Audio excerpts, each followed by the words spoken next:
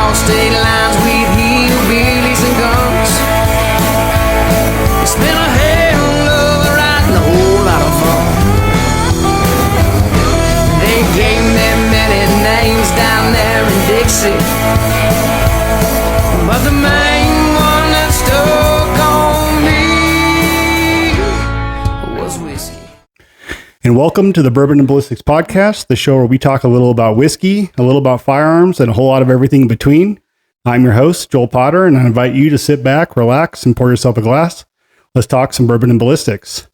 On tonight's episode, Jen Nalder. How are you, Jen? I am really good. Thank you. You made it. I made it. Super It's been a excited. marathon day. I know. we're talking about getting on the show for a while. You are sobered up for before WrestleMania, Yes. and now it's after WrestleMania. Yes. How did that go? It was good. Did you drink at WrestleMania? I did. I had Okay. a couple of cocktails and it wasn't what I expected it to be. Okay. So how long did you go without a drink? Over 31 days. Oh, really? Yeah. That's good. Thank you. So just the last episode, I had Jeremy Licka Oh, yeah. on the show, and he did dry January, and that's why he couldn't come on the show in January. And then it's kind of the same thing. He was talking about how good that first one tasted, after taking a little bit of time off, but a good little reset for the gut and all that Yeah, stuff. I it mean, was a lot of the bourbon, the podcasts and people that listen to on social media do the dry January just to kind of get a reset, kind of get back in the swing of things, Yeah. and lose the aromas and the taste of the whiskey after a while. Well, it is good. I think it's good to always reset yourself once in a while. And I don't do it for any other reason. Like, I don't think I'm going to get super fit or live to be 100 by doing it. But I think it is good to just kind of relax a little. I think dry January is a great idea because you got to detox not just from alcohol. You got to detox from cheese. You got to detox from The holidays Like are the rough, holidays yeah. are a lot. That's true. The problem is I've never, ever been successful at a dry January. And so February, complete failure at it. And March seems to be, it's okay. Yeah.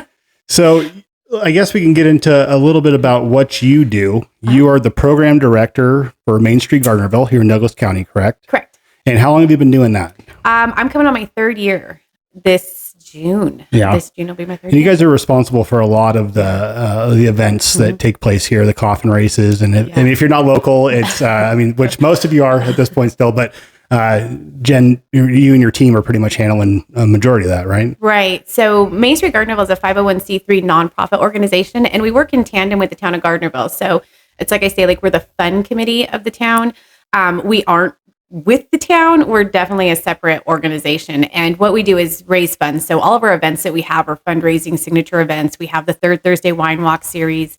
We have the coffin races, the annual coffin races and fall festival. We have a new Dia de los Muertos festival. Yep. We have, we're doing a run series. We run this town series this year. And so all of those are major fundraisers for the other projects and programs we have in the community. The biggest project I think that we have, or the program we have, is our facade improvement grant, where we take all of our proceeds and then we have our local businesses apply for 50-50 grants so that they can improve their exteriors. Oh, wow. Yeah. So it's neat. It's raising money and then investing it directly back into our community through either beautification or through public art and other ways in our community gardens. So Cool. It's really fun. What does it take to be in your position? In my position, Allie, can you stop, please? she wants to let you know something. In my position as a program director, well, I mean, you apply if the position's open, but basically it's kind of, our organization is kind of a hodgepodge of different things that we do. So, anybody that's in the area of philanthropy and understanding fundraising and donations, I mean, that's a good asset, but you have to be kind of a semi-expert of historic preservation. You have to be a semi-expert of event planning. You have to be a semi-expert of, light lobbying. I don't want to say lobbying because we're not a political entity, but we're able to go and advocate for the rights of our, maybe our businesses, or, we're testifying at a legislation level on things that we need to have passed in order to better our community. We're actively involved with our local government. So you basically, the job description is immense, and you also have to know how to curate art collections or work with artists, how to keep art, how to install art. You have to know your codes. You have to know, basically everything you do. It's sometimes it's like, we've never done this before. And then you ask, can we do this? And then other times it's like, we've done it. And then we're able to repeat the process. Okay. So how do you get my job? I think you have to be like a little bit crazy, but it's this type of job, like for a Main Street program. Everybody that I've met that's in my capacity has a true love for their community. And it's not a self-fulfilling position, but basically it's the ability to pull your community together so they can dictate what we're going to do going forward. And I think that's the power of our Main Street program. I was looking at the Main Street program. Actually, okay, before we get any further, because this is the Bourbon and This is the podcast. fun part. Yeah. So as you guys can see, I've been kind of holding off on this. This is the Traveler by Buffalo Trace. It's Chris Stapleton's signature blend. Are you going to sing? I'm not going to. No, you can't. Oh, no. No. You're not going to want it. So I guess before we get into it, so you're relatively, like, you haven't really been involved with whiskey for a tremendous amount of time, right? You're kind of now just kind of getting to appreciate it a little bit more. I am. I'm more of I'll be honest, I'm a tequila girl. Okay. I love tequila. Yeah. But I like the brown liquors. Okay. So we're going to give it a try. Okay, good. All right. This is supposed to be a really smooth drink. I like I said, I never had it You before, went but easy on me. it's going to be, and I thought what I try to do with a lot of the shows is I try to pair, either the brand or the blend with the personality. And so this one is, because it's Chris Stapleton and it is the Traveler, I feel like you're kind of a free spirit and you're always so much fun and you're in like, you're the, everywhere, and so I just kind of picked, I thought the Traveler would be perfect for you, Jen. Aww. So let's get this poured up. Okay. I'll tell you a little bit about it while we're pouring it. There's not a ton on it. So we're going to, for aromas, it's going to be vanilla, aged fruit, a buttery shortbread rounded off by a caramel and a touch of oak. So it should be a pretty easy drink. The story goes that there was over 50 blends tasted with Chris Stapleton and the master distiller there, Harlan Wheatley there at Buffalo Trace. So we'll go ahead and the last episode, Jeremy and I got a little rambunctious and we kind of threw everything that Troy had taught us at the whiskey tasting right out the window. Okay. So we'll nose this first. Okay. We'll see if we can pick up on any of those notes, and then we'll drink it. I've been really bad at that. I'm trying to get better at understanding the whiskeys, and so we'll start there, and then we'll get back into it. All right. Cheers. Oh, it smells really sweet. It does. Smells like a rum ball. Is this beer about to smell like a rum ball? That smells good. Oh, that's delicious. That is good. Oh yeah.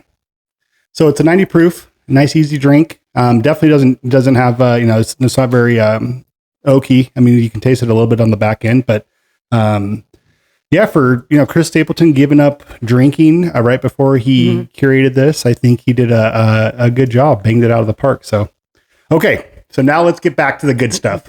Now we got glass in hand. Let's talk. So tell me, what is Main Street? What is that? Oh, Main Street. So we are, again, we're a nonprofit organization, but we are the only nationally accredited Main Street America program in the state of Nevada. And so in order for us to get our accreditation, we have been in existence for 15 years. We weren't able to get our accreditation until 2021. And that took us going to legislation and having a Nevada Main Street established in order for us to get an accreditation with the National Main Street. So because of our organization, we now have a Nevada Main Street program. And in that Nevada Main Street program, there are now, I think, over 25 exploring communities throughout the state of Nevada. But we still remain the only one in the state of Nevada. Last year, the numbers at the accreditation, when all the numbers came in, we were one of 863 nationwide. And the numbers this year, we are one of 740 because the accreditation standards changed, but we were still able to meet our matrix to become or to remain a program. What are some of the standards? Oh my gosh. There's inclusiveness, like just making sure that that everything we're doing kind of focuses on making sure we have the community's buy-in. And we have to really show that we're meeting that mark by hitting indicators. Like, do we have outreach? Like, are we doing surveys? Or do we have the community involved? Are we doing all of our programs because they're me driven or are they we driven? And that's really the roots of a Main Street program. It's a grassroots movement that really encourages place keeping in your downtown. So place saving and just really creating this heart in the community. And because you live here, that when you go downtown, our downtown, I mean, it rocks. Like, it does rock. Everybody, it's like you walk in, and I always describe this to people that aren't from here. Our downtown is like visiting like a family's house, and you always know you're going to have a seat at the table and you're going to have a warm meal and they're going to hug you. And it doesn't matter if you've been here 100 years, 10 years, 5 years, or you're just passing through town, you're always going to get this level of courtesy and welcoming from our community. And I think that's really kind of the essence. It's like you're creating a space where people feel like they can really, call it their home. And we give opportunities through volunteerism that they can really make it their home. Last year, we dedicated over 3,000 volunteer hours, which is, a value of $33 per hour. So I think it was over $100,000 and you call it in-kind donations. So that's what we contributed back into our community through our volunteerism. Wow. It goes on a 4-point approach, which is design, district vitality, organization, and promotion. And through all of those, we do all the things like our events, our fundraising events, our public art, our historic preservation, our downtown design, our support for small businesses. We just did the 395 repave project on our website, keeping up-to-date information for the mess that's downtown. And those kind of all fall in our purview. And those are all things that we take care of just to make sure that we're supporting our downtown as best we can and the residents that live here community-wide. What is the current size of your team? I did a quick glance at the webpage and it was not small. Do I count as one or two? So we have one full-time staff, which is me. And then I have my assistant, who is a part-time staff, Minos, and he's part-time. We started an intern program last year, and it worked out so well that we hired him as a full-time, full established part-time assistant. Okay. So he's going to school and then working, and we've been able to tackle just so much more at just having that other half a body. I'm governed by a board of now 9 or 11 directors that are volunteers. So my board of directors, I have 11 on them. And then we have 4 committees that kind of run everything, and each of those have heads, and each of the committees have about 10 to 15 people. So I would say on a good day, I would say that maybe we have about 250 volunteer contributions throughout the year. We have a tiny army.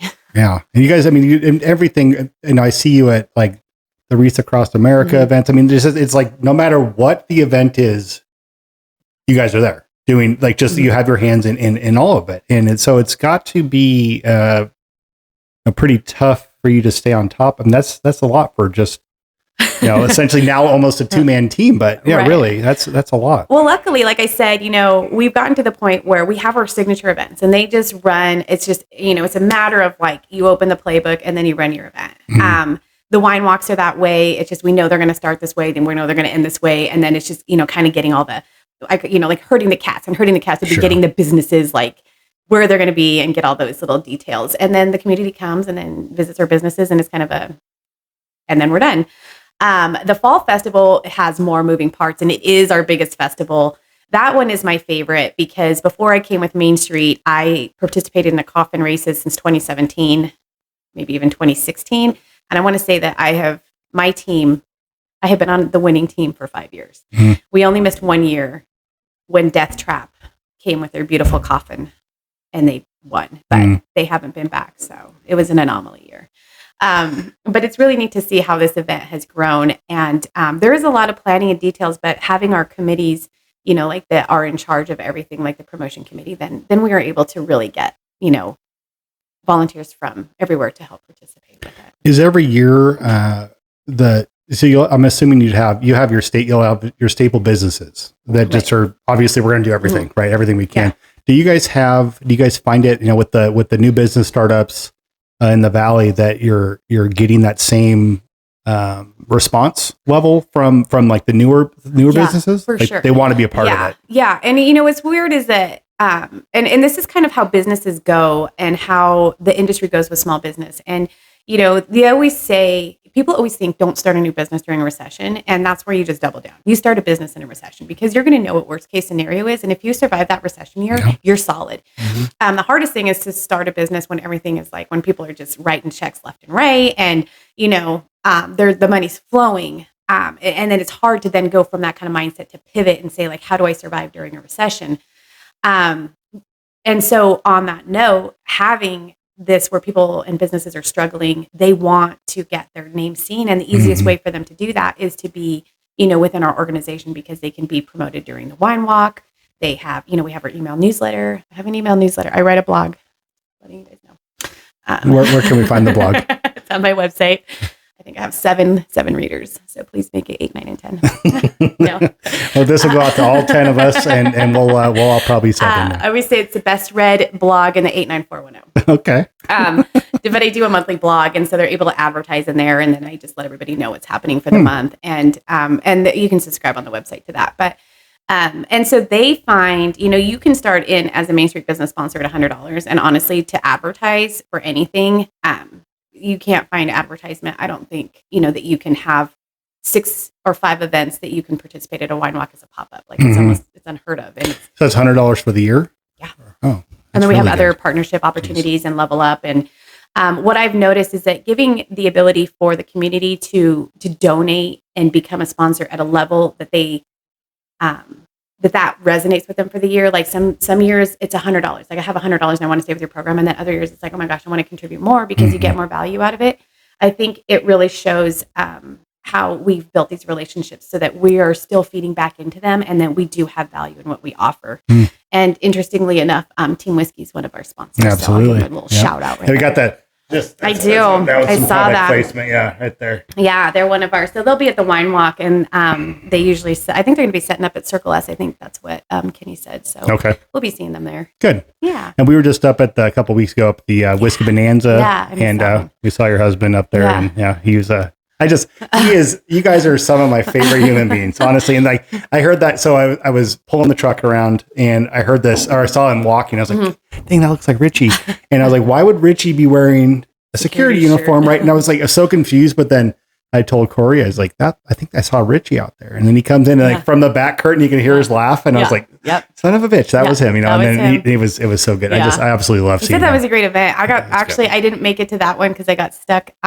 My boys had a wrestling tournament in South Tahoe and I got stuck on Kingsbury in that accident for over an hour. So yeah, it's unfortunate. We talked about a little bit about how, when those doors opened at noon, the crowd that was coming in there was just unbelievable. Like I didn't think we were going to have enough product, and it was, and then the food vendors were, everything was just flowing off the shelves like crazy. And then the snow started coming and then all of a sudden it just like got just as quiet as the snow falling. And I just feel like if next year we don't have those same downfalls, it's going to be an amazing event. It's going to be an amazing event. And it's always rough the first year. Yeah. And so in hosting events, I always give it like a 3-year cycle. And you kind of learn this, like, I have a training background and I learned it from how to train distance runners. And the idea was, it's called the IP, introduce, practice, and then perfect. And so if you can do it with an IP method, so year 1, you're introducing it, year 2, you're practicing it, by 3, you're perfecting whatever you're doing. But also year 3 is your critical year. So you're like, oh, we're doing really well, we're going to keep doing this. Or year 3, you're like, yeah, let's move it on. Or, you kind of like change up a little bit as to, what resonates. But I think it's a great event. And I think you guys, kudos to you guys for putting it together. And the Tahoe Blue Event Center is just, it was amazing. Yeah. I think that it was one of those events where everybody that came there was, I didn't talk to one person, probably, I don't even know, hundreds of people that I talked to or the event, but nobody was having a bad time. Right. And if they're all having so good, I guarantee they'll come back next year. Oh, for sure. And, if you can get those people plus maybe the tourists in the area that just might catch the sign on their way through there. Yeah. There's no reason that event shouldn't be super successful. It will be. It was a bummer that weather just kind of crapped on us a little bit, but it was still, let's be honest. Event. Why is it snow in March? Why is it snowing a foot in an hour in March? Right. And I was sitting, so I got stuck right on the top of tram and I couldn't come back this way because traffic was backed up. The road was closed behind me. I couldn't go forward because the traffic was closed. And in that hour, I sat there, a foot of snow dumped on me. Mhm. And I'm officially, even though I've lived here like my whole life, I think I'm official now because I have been stuck on the top of Kingsbury during a snowstorm It's with legit. an accident. Yeah. And I feel like it's like a badge. I get to wear you wear that. that. I wear you that. own that. Yeah, I do. it was that was the improvisation from Kevin and Kenny on that event, because the band was coming up the hill, I think, to play. Oh yeah. They got stuck in that They same did. accident, so they had to go pull a band from one of the casinos. But you guys got a good one though. Yeah, What did you guys? You got some reggae band. I know who it is. They've played at our Fall Fest before, and they have a crowd. rocked. They do. Yeah. They are good, and they're from Gardnerville. No, Yeah, they're local. yeah, they were fun. That's awesome. We were on the back side of it, so I didn't get to see anything. I just got to hear them. But yeah, they sounded really fun. False rhythm reggae. That's what we Okay. got. Yeah, they were cool. They were really good. Yeah, and then so it was basically like they came in there. It's like without a hitch. They're just in there playing. They played until the band was finally able to make it off Kingsbury. It was. You know what's so wild is that when I came down Kingsbury, it was like torrential snow, like just snow, and then you get past like I don't even think it was to that big turn that you start seeing the valley. And it's like you get fog, and it's like great. Now we have fog, we have fog and snow, and then maybe that next turn completely cleared up, opened up. And even when we were coming home, we ended up packing up a little early. They'd asked us to stay till 9, but it was like I don't want to get because it was Saturday before Easter, right? So I was like, well, I don't want to get stuck up here, and so we packed up and we left. And it was like we got behind a loader that was going up Kingsbury, and the only reason it took us any longer is because we were behind that guy, right? But we got up and over, no problems. And so everybody that left like half hour before us got stuck in the traffic or had to go Spooner, like Bree and Rachel and all them. It took them an hour and a half to 2 Spooner hours was to get just as home. bad. Yeah. It was. So here's things that I've learned about living here. And I hope you don't mind I'm going on this tangent. Yeah. I have yet to understand, and I know Tahoe, like bless their hearts, I pray for them every winter. I have yet to understand the mentality of someone that is not from the state trying to drive in our snow. Like I don't understand. Like I thought it was bad down here. Like you were really going to do this down here, like on flatland. But up there, it was like a different kind of audacity. Like, are you really going to take your minivan? Yes. And it was like there were cars yard sailed. There was one of our dart buses that was stuck on like one of those, like the big turns when you're going down, like kind of past the chart house and those big hairpin turns. They're on the side of the road on that hairpin turn trying to chain up. And then perfect spot. I was like, what is happening? Like, is this the problem or is it the accident? And then, I mean, you're going and you're creeping and then here's these cars and they're Subarus and the Subarus think that they're going to go faster. And so now you have like 4 lanes of traffic traveling on Kingsbury. So if that was it, you got 2 coming this way, you got 2 going this way, and then you have people trying to chain up on the side. And on like a 2-lane road at best. It was bananas. Yeah. Like it was so stressful. And I'm surprised, like, you just kind of do some breathing and it's like, okay, we're just going to get through it. We're going to get through it. But I did do the Ricky move and I am going to admit it. I went up there with a quarter of a tank of gas. Oh, good. So yeah, like why? Like YOLO. We're just gonna send it. Give it a shot. What happens? So, we were coming back and there was when we're coming up over the top around like the big curve, that's a really steep one. There's somebody stuck, taking up almost 2 of the lanes, the turn pocket and then our lane. Everyone's just flying by them, but it's just, they're trying to put chains on right there in the middle of because they couldn't make it. It's a good idea, buddy. Good idea. Why not? It was terrible. So I was waiting up there idling, staying all nice and toasty. I just see like my mileage like ticking down and all of a sudden it's like low and I'm like, I'm in danger. Yeah. You're going to be you're going to get stuck. You're going to be in the middle of the road. And as I'm like judging everybody, like, oh, you're so cute, getting all that snow off the top of your car. I hope that works out for you. And then I'm like running out of gas. And then as I'm thinking, because I didn't have a snow brush. There's so many things I did wrong that day because the weather didn't look like it was going to snow. Right. Honestly, it didn't. No, it was supposed to be. And whenever they say pack well for traveling over the Sierras, you don't think it's going to Lake Tahoe for a random Saturday afternoon. No, of course not. And a snowstorm that was like an anomaly that just kind of dumped so much snow. But I didn't have one of those little brushy things. And there was this guy that was ahead of me and he was so annoying, but he kept getting out and like videotaping everything and his girlfriend's getting out there brushing. I'm like, you're so dumb. Get back in your car. Mhm. And then as soon as we're able to go, I hit my first turn, and then all that foot of snow like hits my windshield, and my windshield wipers don't work, and I can't see anything. And then I have to pull over the side of the road, and people are honking at me, and it's like, this is why we keep the snow brush in our car. Dumb. It's funny because I was in the same boat as I went and parked over behind the Walgreens or whatever it is. CVS. Yes. And there's all these people with their little windshield wipers up. I'm like, idiots, they're all like, and so I was like talking shit the whole time. But then we go in there and as I come back out to grab the truck to go load up and everything, it's like, oh crap, that is a lot of snow. Bree was like, oh, it's 4 to 6 inches. And I'm like, what the hell? I mean, it was not even snowing at all, So I'm out there, same thing. I had to like get all the snow off with my, I'm wearing just a regular hoodie and a soap now because I'm trying to get all the snow off. And I got my snow broom and finally got all up. But I'm like, the same thing, talking all this crap about everybody with their stupid little windshield wipers up, in the Subarus. So great. Yeah. Cool, but it was obviously a good idea. Yeah, so. Obviously it was. Learned a lesson. Safety third. Yes. You know what? I've been here way too long. I just got way too complacent, I guess. It's one of those things where you're not really geared up for. I mean, honestly, because I think we kind of we're like, oh, it's just right there. Mm-hmm. It's just right there. Yeah. And then all of a sudden it's like, well, this is where I die. Yeah. Yes, this might be the end. It's, I don't spend a lot of time at all. We don't spend a lot of time in Tahoe at all. Really? And so when we do go up there, it's definitely not when a snowstorm's coming. No. Because I don't want to deal with what we dealt with up there, or being part of that problem. So right. It was interesting to actually get in there and go, holy shit, this is a real thing. Well, I usually tend to stay away, but I've had a few events that have drawn me up there. And I was at a conference last week, and after dinner we went to this little place. It's a speakeasy. Oh, fun! But it's an apothecary like bar, so it's coffee by day, and then at night they make cocktails. And the guys are super fancy. They have their aprons on, and they're doing like their little droppers with their like dried fruit. It's like over the top. I think I've seen that. I think that popped up on my Instagram. What is it called? Do you remember? I just know that his name is. It's called. It starts with an N, and I don't know if it's like it starts with N, but they called it the speakeasy, but it doesn't. It is very confusing. The entrance is confusing because you think I can't get into the speakeasy, but then you go the other way, and the guy's like, "This is a strip club," and you're like, "Definitely not going in here." So then you try to go back this way. Open the door. But it's so cool the way it's set up, and they have a lot of really neat signature cocktails that you guys would probably enjoy. How fun. So yeah, I kind of want to make a trip back, like now that I'm out of this dry spell, to just kind of actually drink alcohol there instead of soda water. Sure. So your job, do you find yourself out there occasionally? I do. I find myself everywhere. Yeah. Yeah.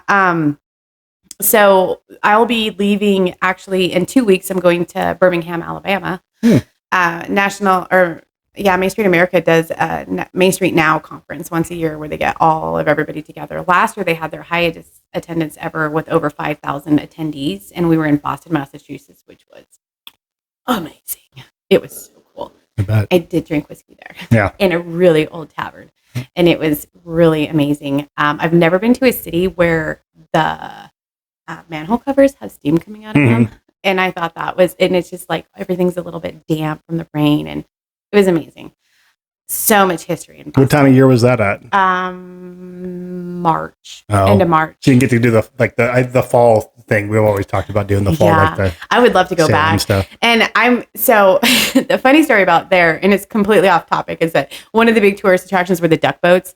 But in my mind, I was imagining like people getting on a rubber duck, and then floating in the rubber duck. And so when I finally saw them, I'm like, that's a duck boat? That's the stupidest thing I've ever seen, because it's a land vehicle that goes in the water. Oh. And it's called a duck. It's a military vehicle, I'm assuming. So they do these tours in the duck boat. Like you can be driving on the road, and then they just take you into the water. Right under the... But I imagined it was like a big rubber ducky. I would have thought and it did it. Yeah, right. Yeah. And so I was like, well, that's a little overwhelming. You can keep your duck boat tour. I'm okay. And then we just went to Monterey over the summer last summer. And as I was driving by, I drove by one of the ponds, and they have duck boats. And so I feel, because I've been to Monterey enough times, I feel like that was my association in my memory. I think it would be cool, Boston, if you're listening, to get these duck boats downtown and have actual duck boats. Get real duck boats. Yeah. But this year we're going to Birmingham, Alabama, and four of our people from our organization are going. So that's going to be fun.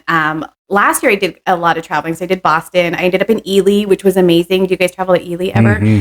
Ely's cool. It is so cool. And then every town along the way. I mean, Eureka's cool.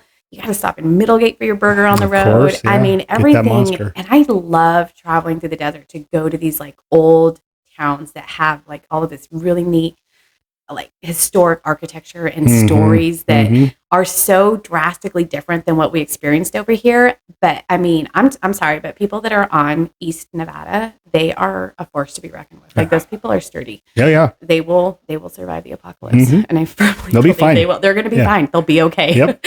But I really love what Ely has done. They've done a lot of like public art and murals, and they've done so much for their town. So that's really cool. So I did the Nevada Art Council Basin to Range over there, went to Boston, and then I just kind of pick up these little, pocket trips. I'm kind of everywhere. I'm everywhere. So Travel Nevada had their conference up at the lake last week, and I was attending that. And then if any artists out there, I will be a guest speaker at the Nevada Art Council's artist convention that's coming up at the end of May. Oh. And so I'm sitting on a panel to talk about incorporating and how to get public art out in the community. So that'll be fun. That is fun. Yeah. I just picked up my my travel passport from Travel Nevada for the saloon that I can't remember the name of it, but it seems really fun. It and a lot of like fun. really cool old bars like throughout the rest of the state. You're gonna have to go travel for them, like all within probably 200 to 300 miles, but you have to work for it, and super fun. I'd love to go get all my stamps. Oh my gosh, I'm so excited. I mean, like my second favorite spot to stop is Tonopah, and I don't say that because my friend Kat lives out there, but I love Tonopah for so many different reasons. In my previous job, I was a regional manager of an Anytime Fitness franchise, and so we had 6 locations, and one of them was Pahrump. And so I'd have to make like all these visits out there. And it was like always kind of dreading, like I have to go to Pahrump, but then it was always part of the journey to drive through Nevada. And there is just, I mean, we are 90 something % owned BLM land. Yeah, they're close, yeah. Bureau of Land Management. So it's desert. It's just open space, but there's something so beautiful in just 100%. the simplicity of nothing that we have. And I always enjoyed those trips in hindsight. And then stopping in Tonopah, staying at the mitzvah, getting some pizza. So hometown pizza.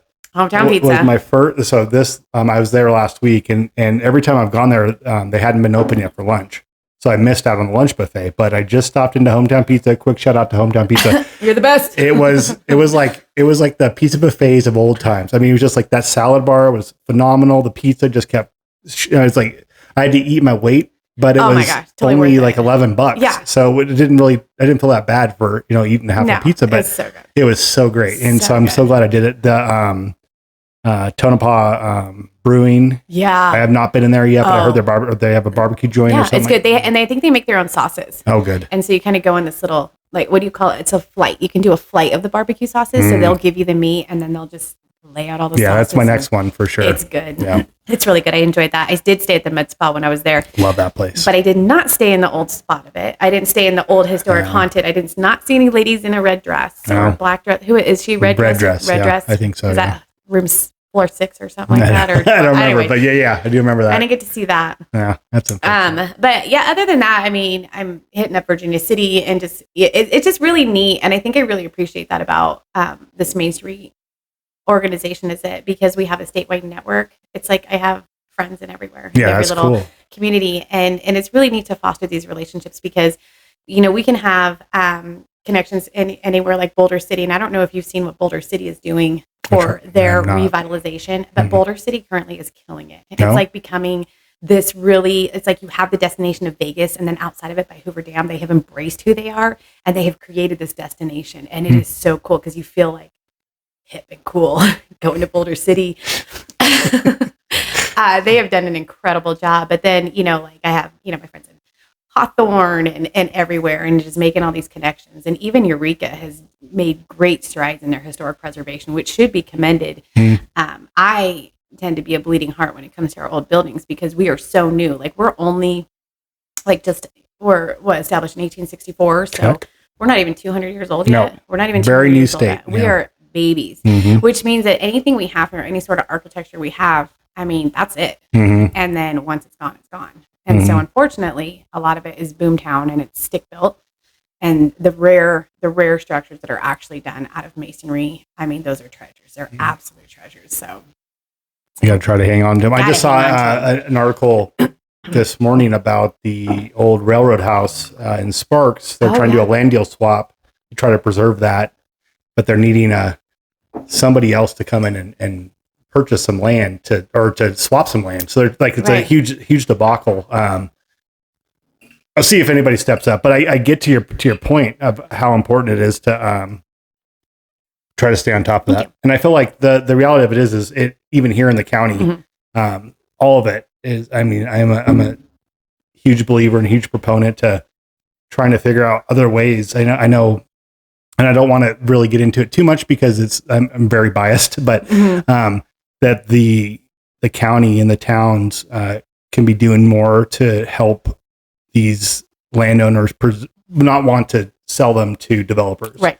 And I don't know I don't know anything about it. That's not my, at all, but I have this mindset of like, there should be more we could be doing that they're not feeling like they want to just give it up to the highest bidder. You know, and what it comes down to is, can you afford this ag land that sits here? The good thing about Douglas County is that in order to change an ag land, if you're talking about the ag lands, it's almost impossible to change an ag land to, any sort of, it takes almost like an act of God. We saw what, happened with David Park. He's very successful with it.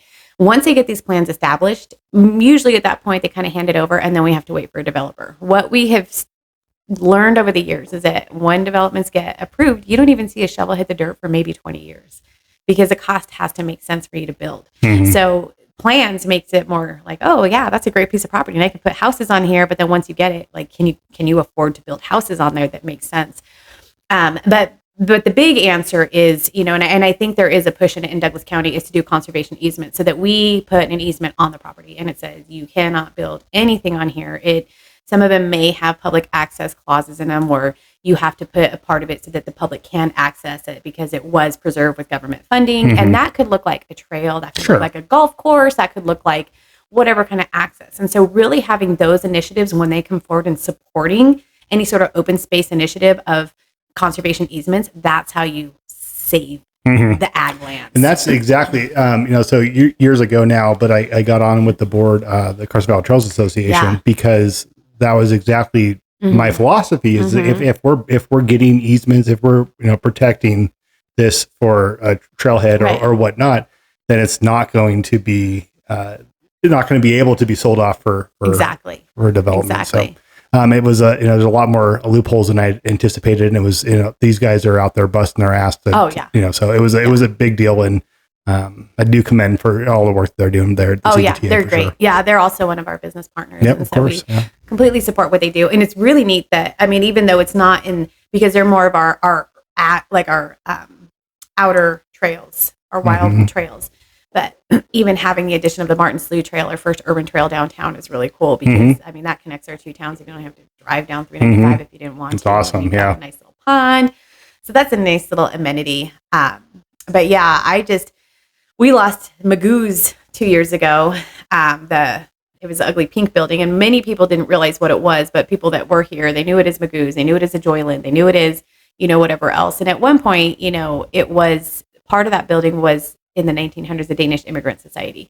And so Douglas County or Gardnerville is like this little melting pot of, immigrants. And it wasn't just the Basque. We had Germans, we had Danish, and they came in the times of the early 1900s. And so the actual Danish society, it was called the Valhalla Hall, which is the coolest name ever. Very cool. Was right on Main Street. And it served as a dance hall, but it also served as a place when the Danish immigrants came in, they can connect with their other fellow Danish people. And then they would have the help to get their papers and get everything established to become an American citizen. Wow. And that was Magoo's? That was in Magoo's. So sad. I know. Honestly, I stood outside and I watched them take it down and there was tears.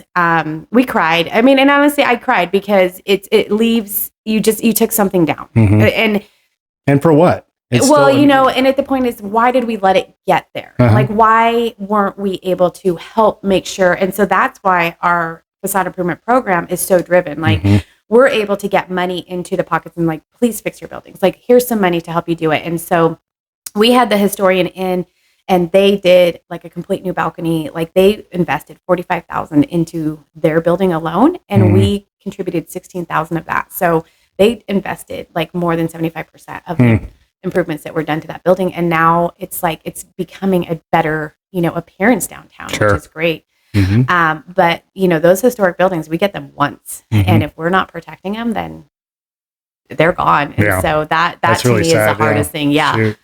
But, so that's what else, what do? I do that. I always like to say, this is always so funny because, Back to the Future when we were younger, and I always thought it was Marty McFly. Like, I'm so super cool, or whatever female version of Marty McFly. Like, I'm time traveling and I'm living that life. And I've kind of learned over the years that I'm actually the lady that's save the clock tower. You are Save the Clock Tower. Save the clock tower. Yeah. And to me, when I was watching that movie the other day, I'm like, oh my gosh, like I feel a little triggered. Mm-hmm. But you need to save that clock tower. Mm-hmm. And I feel like that's, there was a time back in 18, I was trying to get on the planning commission because I was a Save the Clock Tower, and that's like, it's like I went, I get on there. I didn't get any of the questions to get on before the interview. So I get up there. It was my first time interviewing on a public panel. So there's, hundreds of people there.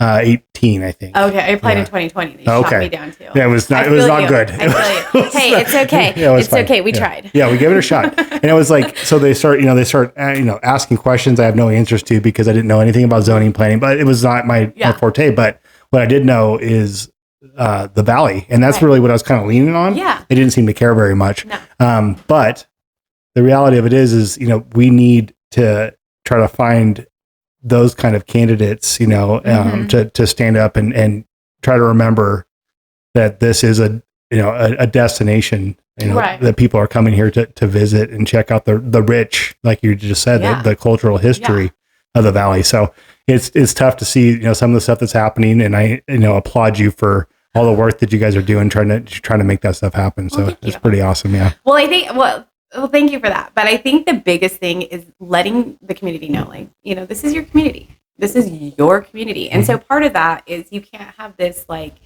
NIMBY, not in my backyard attitude. Like, you can't live life like that. We all came here for some reason. I just learned that less than 20% of people that live in Nevada have been born here. And to me, I was like shook. I'm like, what? No, like, everybody's from here. But they're not. Like 20% of Nevadans have actually been born here. So it's almost like the people that have lived here a long time have this assumption that everybody knows because we've been here for so long. And it's almost an injustice to the people that move here and expecting them to like catch up. And that's not even fair because it's not being a good steward of your community. You're not being like, hey, come on in, learn all about us. And this is why we do the things we do, and have that education level so that they can further promote and they can further say, you know what, I believe in this and I will support you. And this is how we're going to go forward. And I feel like that's just like a little tiny element. And if it was spread, I think it would start the change. I don't know. I'm an idealist, though. Obviously. I love that. Yeah. Obviously. Yeah. It's good. I mean, it's hard because, there's a lot of, in my mind, I get very, very dismal, and just looking every single time, like I watch, from when I was a baby and coming out to Johnson Lane to see my grandma, and that drive took forever. Yeah. And now it's like that, the line is just getting closer and closer and closer. So anyways, it's hard for me to see that a lot of times. And I get very disgruntled and very pissed off. Oh, I feel you. But it's not, and what I try to tell myself, and it doesn't work very well, but I try to tell myself that it's them buying property that's here. Those houses were developed by a developer, and they at some point there is a reason that those houses became available. Right. And so the demand is there. Try to it keep comes that down to the demand. It's not their fault. It's not that their white plate is. It's just the fact of the matter. Okay, so can I ask a question real quick? Yes. What's your average listener base? Age? Well, according to the charts on YouTube, it's going to be between 18 and 35. Okay, good. So I'm going to say this. I feel like we have a temporary problem with a lot of the things we're feeling right now. And I feel like this statement, please do not, this is no reflection, anything I feel. But I feel that what we are feeling as a whole, nationwide, statewide, countywide, townwide, neighborhood-wide, is going to solve itself in the next 10 years because our population in the next 10 years is going to be moving on to other places. Yeah. That's huge for Douglas County. Yeah. Because that's what one of the biggest things is those people that are buying up these properties are not in the workforce anymore. And that's tough too. But, it's interesting because, and this is kind of a fun fact too, is that there used to be like a cycle of home ownership. You would rent, you would buy your little townhouse, your little cute thing, and then you would upsize, to your little family house. And then you get a nice little like midlife, like, yeah, look at this, like your house here. It's gorgeous. Like this is your like, yeah, we're doing it. And then you get to the point where the kids kind of move and then you're like, oh, we're going to go back to something a little bit more reasonable. Mm-hmm. And then you end up in somewhere that people take care of you. Mm-hmm. And we have gaps in that cycle of home ownership. There isn't the beginning gap and there isn't the end gap. So people that are living here are actually staying in houses that they cannot even sustain, but they're not able to downsize because we don't have a downsize market. And I think that when that aha, and there are some developers that are coming in and they do have this like aha moment where like, the Gardnerville next planning has this like, these are catered for your first time home buyers. And these ones we have put right by Walmart and we have put right by the memory care. So and the other medical facilities, because it's the later in life. And it's like, you get it. Like you understand, you have to have a life cycle for home ownership. You can't just build like the McMansions and expect everybody to afford them. That's my beef I have with it. But yeah, and that's, most of the new stuff, that's exactly what they're doing. I mean, it's stuff that I watch people that have, spent the entirety of their lives here, not be able to afford to live here, which it's a nationwide problem. I'm not saying it's inclusive to here, but, and then I look at what they're building for them and it's like, no way in hell are they, starting at the low 400s with a 7.99 AP, you're going to be fine. It's going to be good. It's one of those $179,000 house. What's wild is when we moved here in 84, my parents, we lived in Tahoe and I moved down here and they bought us a house. And I was maybe 8. Were you a Barton baby? No, I was a Salinas baby. Oh, Salinas. California. It's okay. I moved to Tahoe when I was 2 and I do love Salinas. And we moved to Tahoe and then we moved down here to the Valley in 84. And my parents bought Gardnerville Rancho 6, one of the first houses in that tract by HMS Construction. And I want to say that they bought it for less than $60,000. Less than $60,000. Like you can't. Yeah. And to me. In 84, he said? Yeah. My mom, she gave me like the treasure of all treasures. She gave me the scrapbook of all the stuff she's been keeping all this time. And at first, and I love you, Mom, if you're watching this. I love my mom. And I was almost annoyed. Like, Mom, you kept everything. She kept my batting glove from softball when I was like really little. Moms are cool. Moms are cool. But it ended up being like money because not only did I get a copy of my autobiography that I will share with you because my idealism at the time, at one point, like money, if I ever had it, I was going to buy a flamingo farm and own the Miami Dolphins. So you're well on your way. There's nothing stopping you now. I'm clearly almost there. But she also had this little journal that I had up at Lake Tahoe. We had to do that like mad minute of writing and I hated it. But I actually documented on December 12, 1984, that this Saturday we're moving down to Gardnerville. Gardnerville is a nice place. And it is so, like, it blew my mind. I'm like, oh my gosh, like there's like, this is when we did it. And it was so crazy. But when we did move down here, I did cry because I thought, and I love this place now, like Gardnerville is my heart.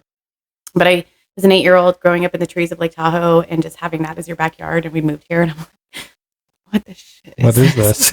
It's so green. Where are the trees? It's so flat. And I just like, it smells like sagebrush. Mm-hmm. We were like the only house for like miles out there at the time. But I always like make this joke. Like if people moved down here back in the 80s and if this was available in the 80s, they would just keep driving. Mm-hmm. They wouldn't even like bat an eye. Like look at this little cute little podunk town. It's like when Sharky's was still there, when Gilman didn't exist. And but I guess we just have to progress, right? At some point. The way it goes, yeah. That's important. I mean, so my mom is from Independence, California. And I use her town because it's the county seat for Mono County, or Inyo, sorry. But they've been trying to strip it away to go to Bishop, like for years and years. It's just highly contentious issue. No, they can't have it, right? But I look at that place and I talk to my grandma and she's, I'm like, how are things going? And it's like the town is dying. There's no building going on there. The storefronts are closing. It's sad. It's everything that in my mind is like nobody's moving there. That's great. But then I look at what happens what happens when nobody moves there, and it's unfortunate because, as like look at the increase in MPGs and where you could just skip Gardnerville, Minden. You didn't have to stop here for fuel anymore.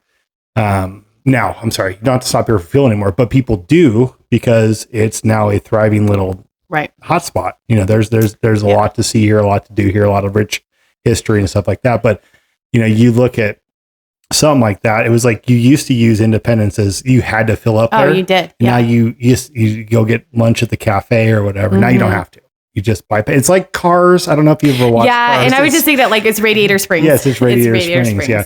And it's so sad because it's that movie like really hits home for me because, when I looked at this, when I was a kid, I would look at Gardnerville, I'd look at Douglas County as a whole and be like, build it. And I wanted all of it. Like a mecca. Yeah. Just come here. And then now I am the opposite, completely opposite. I think that we want it, but we want it without a highway down our downtown. Like we can have what we want, but if we can get the majority of people to like skirt and not go through our downtown and not think like, hey, this is a great place. But at the same time, some of the most wonderful people I've ever met that are real contributors. And you don't have to be a contributor. They don't necessarily have to be a contributor, but some of the most amazing people I have met, when I ask them like, how did you end up here? And it always blows my mind. And they're like, well, we were driving through and we just thought this was a really great place. And then they ended up coming here, investing in their community, making amazing things happen. And it's like that you miss out on that, you know, like if you weren't having to drive through here on a weird random trip to Bishop, LA, you would miss out on some of it. And then, you kind of also have to think back. We're not even 150 years old. When Genoa was established in what? 1855. Gardnerville was established in 1879. So we are so shy of 150th anniversary. That's like, it's baby. It's not even like our grandparents' generation. Right. Like really new. We're infants. And so we don't have this, like, we say like, we're rich in history. Well, we're rich in like, history. Right. we're rich. The Comstock, the Comstock that was not that long ago. As opposed to like the colonial days. I mean, it's really, when you're thinking about it like that, you're correct. It's not like there's a ton here. No, there's no, we don't have like, we had no constitution signed here. Right. The coolest thing we had was like a bank robber being hung somewhere out in Genoa, like bandits that went out and hid out there. Some bandits. I mean, plenty good stories. Waylon Jennings and Johnny Cash, didn't they both play at the Sharkies? Yeah, Willie played at Sharkies too. Willie Nelson. Yeah. So we were like a hot spot. Yeah, it's cool because it was kind of like if you didn't want to we were like the dirty hang out secret in of Reno, the state. right? You just go a couple miles down the road before the freeway was built. It was just like 1 hour. You could just come down here, not be known. Yeah, kind of be sly about it. I kind of wish that. I mean, I still think that to a sense we still have that little anonymity. Like I always walk every one of our wine walks, and so I'm able to get from one end to the other at some point. It's a 2.3 mile walk if you go start to finish one end, full loop. And I like to do it because the amount of people that I meet on the street, it blows my mind. And one of this couple was not even from this country, and they weren't even traveling to Gardnerville, Nevada. They were passing through to Utah. They saw the banner. They decided to stay, and they were in their, I want to say they're Finnish or something, but they were European, and it was just wild. It's like, wow, you just really decided to hang out. And they're like, yeah, do you have any vegan restaurants? And I said, no, we don't do that. We don't do vegan. We don't do, what's vegan? We have meat. Is a vegan a cow? What part of the cow is it? What color is vegan and a cow? But it always like, it's wild because I see this on every given day because there's times that I'll have to take luncheons like at the Overland or somewhere in town at the JT. And I'm just a watcher, and people bring people down to our downtown that aren't from here because it's neat and it's different. And, you see like a family just kind of wandering in the wrong door of the Overland, and they're tourists and they're not from here. And it's like, oh, are you looking for something? Oh, we're trying to find this. I'm like, there's a really neat little shop down here. I bet you can find something for your whole family. And it's really neat. You just have to I think appreciate that. I know that there's like a big push against tourism, but I mean, honestly, tourism, I am 100% proponent to tourism. And I feel like our tourism council doing the Travel Nevada thing, like that's where it's at, because we've lost so much to being inclusive to gambling. Right. So we have to do something, whatever that is. Right. Yeah. And so I'm a huge advocate for bringing people here to visit. Oh, for sure. I just want them to come check it out. I want them to spend a lot of money and get buy some shit. Just spend money. Stay at the places, check them all out. Order the dessert. Yeah, and then return home. And then go home. Tell your friends about it. Don't speed. No, please don't speed. And give us a good Yelp review. Yeah. 5 stars. Do that. And it's the reality of it is they come here, they love it because it's freaking amazing, right? And they don't leave. And you just got to get on board with that. And Bree's been preaching that to me for a very long time. It's just get on with it, just embrace the suck. There was one point in my shared bitterness that I get what you have, and I was sitting at the corner bar on the patio, and it was like sunset and just kind of relaxing. And I see this couple kind of, looking around the windows. And my first initial reaction was like, tourists. But then the second one is like, how cute. Like they're out on a walk. They're discovering our downtown. They're looking at things that are closed because it's after 8 o'clock or 7 o'clock.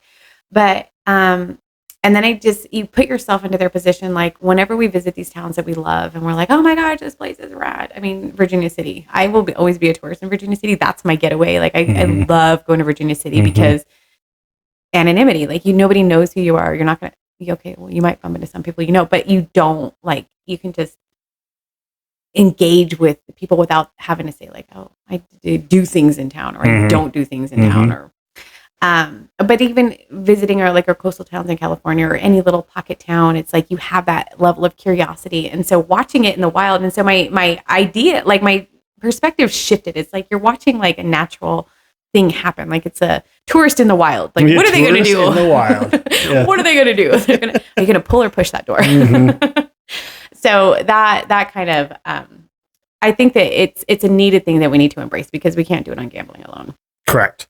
That ship has definitely sailed. I think it sailed.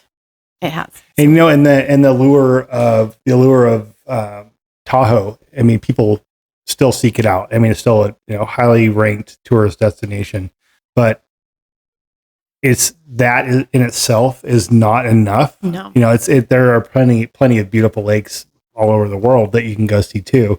So yeah, trying to figure out how to get people to the lake. And then come over to the Nevada side to go. I mean, you can walk in those things and looking at any time we've been to Tahoe for a concert or something, those casinos are absolutely dead after the concert. There's nobody gambling, and so back from when I was in my 20s, when that place was jam packed shoulder to shoulder, it's not like that at all anymore. And so I don't know if that's just a post-COVID thing or people just value their dollar different. Yeah. So I don't think that gaming is, there used to be a point, like when my dad moved up to Tahoe, we were in Salinas, and my dad had a piece of property that he invested in Myers. Angora.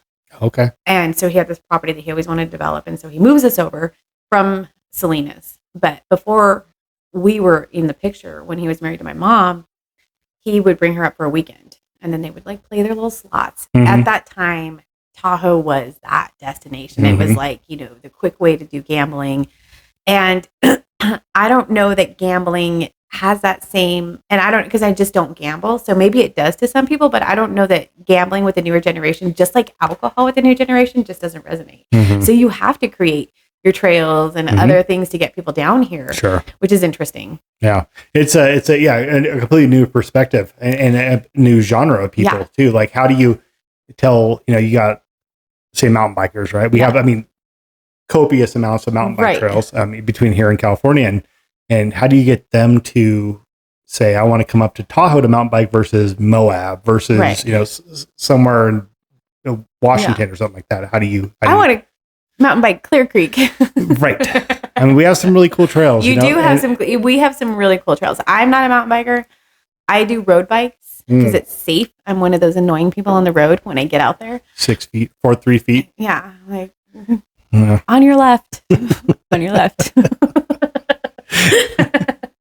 But I am absolutely terrified of going downhill on a road bike or on a mountain bike. I mean, I obviously wouldn't do it on a road bike, but there's something about it that just makes me really, I can climb all day. I can climb a summit, but if I go downhill, I'm inverted. Not for me. I will walk. I will walk. So we do that. We just shuttle Clear Creek, and because I don't go up the hill at all. It's just we'll go through, we'll shuttle down.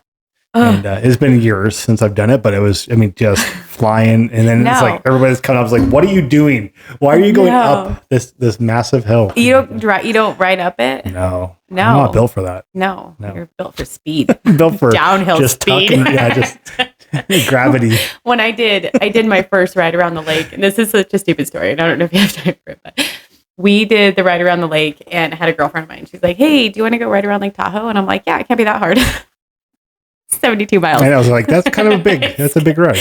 And she's like, well, do you have a bike? And I'm like, yeah, I got like my road bike, but it wasn't like a true road bike. It was like a Huffy that had like the shifters were on the post. It didn't have like the neat little like hand shifters. You weren't ready.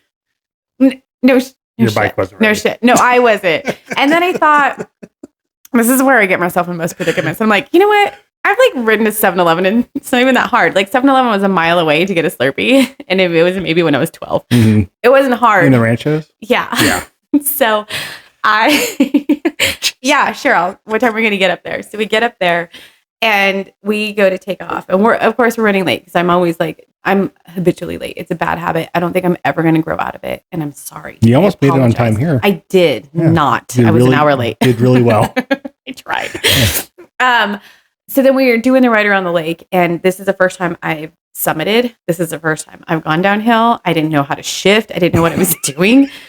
And this is how stupid it was. Like our first point, like we're riding, and I'm like, okay, this isn't so bad. This isn't so bad. Then we do Emerald Bay, which is a summit on that little sketchy road, and they had it closed, but we were so slow that we were the last people to get up on the road closure. So we're like huffing it, right? Like just trying to get up this hill. And then we see this sign and I was like, screw this, I'm walking. So I get off and I start walking. And then we see the sign that says photos ahead. I'm like, screw it, I'm getting back on my bike. So I get back. Photos ahead. And then we ride just a mount. Like we're like, then we get off and we keep walking it. And then that was the first downhill I went to that state park. What was that one over on that, when you come out of Emerald Bay? That was my first legit downhill. And I thought my wheel was going to fall off. I got the speed wobbles. I was panicky. Sweaty. And it's just, so sweaty. It wasn't for me. And so we endured the rest of the bike ride. We would go at all the stations and here's a granola bar and here's like 10 ibuprofen and we're just going to keep powering through it. It took us 7 hours, I think, to get through it. But luckily it was hardcore. The MS one. It was the MS. So everybody was slow. Like there was no fast people. It wasn't a race. It was just like the doot-to-doer. I'm a doot-to-doer. I've learned that. Like I snowboard like doot-to-doo. I ride my bike doot-to-doo. It's my speed and I'm comfortable with it. So we get past I think it's like a 9-mile summit through Spooner, which it doesn't feel like it when you're driving. Oh, gosh. Because you're on the road. Like you're like, it's on the road. It's fine. The lake's over here. That's a 9-mile climb. So we get through that and I'm like high-fiving myself. Like you're doing it. And then it's like, now we're going to do the death downhill to Cave Rock. Right. And I'm like, so scared. I'm like just crunched up in this little ball, like just, and this guy comes up to me. He's like, you just got to let it go. No, I don't. At any point, like there's no letting it go. I'm not going to do that. And at that point I realized I hated the downhill. And it really bit me years later when I did the last Ironman up in Tahoe. I did the half Ironman and we had to summit from Truckee into Lake Tahoe and do the Brockway Summit, which is another like 9-mile. But that was like a gnarly climb. And you would, and for every bike rider, it's like, yeah, that downhill, like that's what you live for. Like you live for the downhills. On me, I'm like, not you. I'll pass. Like, I'm going to downshift. I'm going to pump my brakes. I'm surprised I didn't blow a tire because I was just Oh, not for me. It still gives me anxiety. I think I peaked coming down the back end of Brockway Summit, and this is really pathetic for anybody that rides a bike. I might have peaked at 25 miles an hour. That's hauling ass. No, it's not, because people... Oh shit, I'm wobbling. Brakes. Where's my peanut butter and jelly sandwich? And this is so stupid because it was my first Ironman, and I got a card on the bike ride because I was following too close. But that guy literally passed me, and then he slowed down. But I got the yellow card, and I had to sit aside. That's a thing? It's a thing. They penalize your time. No shit. Yeah. They gave me like a whatever second penalty on it. And I was like, you know what? Oh, man. Yeah. Adventures. That's fun. I do. I get around. Oh my gosh. So when you're not doing that, yeah. So you have so for tonight, and I think it's really important too. You had a lot that you Sorry had to to do. go off topic. No, it's okay. You had a lot that you had to do before you had to get here. You were at work. Then you went to track. We had a track meet. So you're a coach? Yeah. You're a coach. Yeah. So then you had a track meet, yeah. And then you had to go to a football meeting for parents. Okay. And then you made it here. And then I made it here. And so that was amazing that you actually got to do that. It's like a marathon. I still do marathons. They just work now. Yeah. Not as many steps. No. Yeah. I mean, I think I did. I got some good steps in. Got 14,000 steps in today. That's really good. A lot more than me. It was just retrieving those shot pits for those kids. I had to work the pit today. Oh, you did? Which is why I'm so dirty. Oh. Yeah. It's like a giant sandbox. And I love coaching it. I just don't want to work it. How old are your kids? That's a good question. I'm going to do my best. And I love my kids if they ever watch this. They're definitely, they don't subscribe. My oldest is 28. 28. Yeah, very proud of him. He's a good boy. He's my baby. My only daughter is 16. She turned 17 this year. She's a junior in high school. My other son, my other baby, he is 8th grade and he turns 14 this year. And then my baby is in 6th grade and he's turning 12. So wow, all the feelings. At GS? No, there are CVMS in high school. CVMS. Douglas. Oh, CVMS, yeah. Yeah. So I started coaching when my son, he played football at the high school. He's a quarterback for his senior year. And then he went off to college and had another 4 years to play. And then he enlisted. Sorry. He calls me after football after his senior night. And I got to go to Indiana and watch him play. And he calls me after that and he's like, Mom, I got to tell you something. And I was like, who is she? I just assumed. She's dead to me. I don't want to be a grandma. And he's like, I enlisted. I'm like, oh, thank God. But he just enlisted. He didn't even go. He could have gone to the officer candidate school. He just straight enlisted into the Army. And he took the Special Forces package. And wow. Yeah. So he's doing some pretty cool things. He's hating his life currently right now in his undisclosed location. Because he's so secretive. And I'm like, you're not that cool, but okay, I'll give it to you. So he loves it. And he re-upped for his overseas deployment. So he'll be in Japan for another 3 years. Wow. Because he hates me and he doesn't want to come home and live in my basement, which is fine. And I'm going to tell you that you raise your kids, you want them to live in your basement secretly, and then they don't, and then you're sad. I think we're going to have some basement. We don't have a basement. You need to start digging your basement so that it will encourage your kids to stay in your basement. She's not going to let go of those Bree's kids. not going to do it. No. Bree's going to, you need to make sure that they are permanently, whatever you want. You're going to UNR. You're going to get a job right here. The farthest you're going to go is Carson. The end. And I keep trying to tell my kid, I'm like, do you want to come move home with Mom? And he's like, hell to the no. It's never going to happen, Mom. Yeah. But the good thing I got out of it is I have a grand dog that he couldn't take with him because I think that he would be unsafe in Asian countries. Yeah. Definitely so delicacy. Yummy. Yeah. He's so delicious. But yeah, I'm getting ready to send the next one off. And I always make the joke that I had my daughter and my sons as coping mechanisms to get me through my son. Because it's grief. And it is the weirdest form of grief when you send your kid off. Even though he was never meant to be here. And I see that. And there's nothing more that you want as a parent is to see your kids living vicariously. You live vicariously, but living their best life. And it's go get it. Go get it. Go do it. I'll be here later. I might be here later. You might be dead. I might be dead, Wesley. By the time you come back, you're going to have to bury me. Yeah. He doesn't care. You may not make that one. I might not make it, but it's neat. And I mean, honestly, like the travels that he's able to do and, all of the, whatever, stamps on his passport, but they're not because he's in, the military. But it's like what you get to see. Yeah. Of course, he doesn't want to come back to Gardnerville. Of course not. No, he's not going to come. He will not respect it until he's older and goes, you know what? That was pretty. Maybe. Some people don't. Some people really do not. No, but wherever he settles, after the kids get through school, I'm just going to stalk him. Hey, mom's here. Look, I got this cute little apartment. Ding dong. Look, neighbor. Be like, Mom, I just bought a house. I just bought a house right in your neighborhood. Neighbor. Pulled the RV right in your driveway. Can I borrow a cup of sugar? He'd be like, Mom, I hate you. But I love it. That is good. So it's good. How old are your kids? They're going to be, they're 12 and 10 right now. Oh, those we're are getting fun close to their ages. birthdays. So yeah, we're going to have it's a like real birthday teenager. season. Yeah. That's fine. Yeah, we're going to try to keep them close. It's a great place. Best we can do. Yeah. UNR's a great school. Oh, it's a great school. And then we have like in-state tuition and they have that like, what do they have that? Still the tobacco grant. What do you call that now? The Nevada grant. Yeah, Nevada grant, tobacco grant. The cigarette dollars. Cigarette bucks. The cigarette the bucks. death tax. Do you know how many people have emphysema for you? Enjoy your college career. Enjoy your college career. Yeah. This 90s kids gave you that. Yeah, we hope that they do stay local. So I guess the next thing. So when we talk about your life, your work-life balance, None. there is none. None. No. No. You're just all over the place. Best you can. Well, okay. So yes and no. Yes and no. So I'm an early riser.